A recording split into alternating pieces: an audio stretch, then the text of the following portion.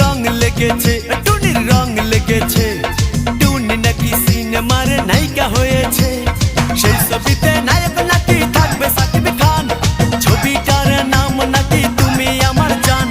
টুনির জ্বালায় এবার আমার যাবে রে প্রাণ, রং লেগেছে মনে রং লেগেছে, টুনি নাকি সিনেমার নায়িকা হয়েছে।